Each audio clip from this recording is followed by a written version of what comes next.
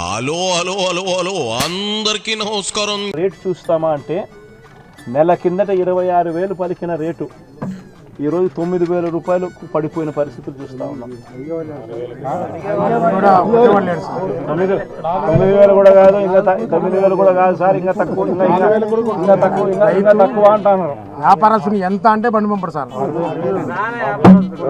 ఈరోజు 9,000 కాదు 6,000 అని చెప్తున్నారు రైతులందరూ. ధర పడిపోయిన పరిస్థితులు కనిపిస్తూ ఉన్నాయి.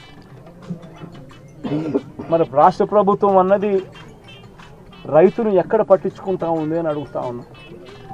మిర్చి పంట అయినా అదే పరిస్థితి, ధాన్యం కొనుగోలైనా అదే పరిస్థితి. 300 నుంచి 400 రూపాయలు పర్ టన్ను రైతు నష్టపోయిన పరిస్థితి. మిర్చికి 11,800 రూపాయలు కొనుగోలు చేస్తామన్నారు. ఇంతవరకు 1 కేజీ కొనుగోలు చేయాలి ఒక రైతు దగ్గర నుంచి. పెసర పరిస్థితి అదే, శనగల పరిస్థితి అంతే, మినుముల పరిస్థితి అంతే, కందుల పరిస్థితి అంతే. ఏ పంటకు ఈరోజు కనీస గిట్టుబాటు ధర రాని పరిస్థితిలో ఈరోజు రైతన్న వ్యవసాయం చేస్తా ఉన్నాడు.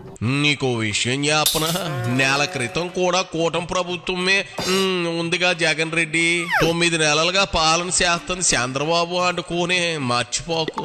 అంటే నెల క్రితం రైతుల్లో గిట్టుబాటు ధర ఉంది, బ్రహ్మాండంగా పంటను అమ్ముకున్నారా అంటావు అంతేనా? నీ మాటల్లో బేలతనం చూస్తూ ఉంటే నువ్వు రాజకీయంగా సీఎంగా చేసేవా అనే డౌట్ అనుమానం కలుగుతూ ఉంది. ఇక చెప్పినంత వరకు చాలు. శివరాఖరిగా ఏం చెబుతావో చెప్పి బయలుదేరు. రైతులకు ఎంతకీ మీ పార్టీ తరఫున ఏమైనా ఇస్తున్నావా లేదా ముందది చెప్పు.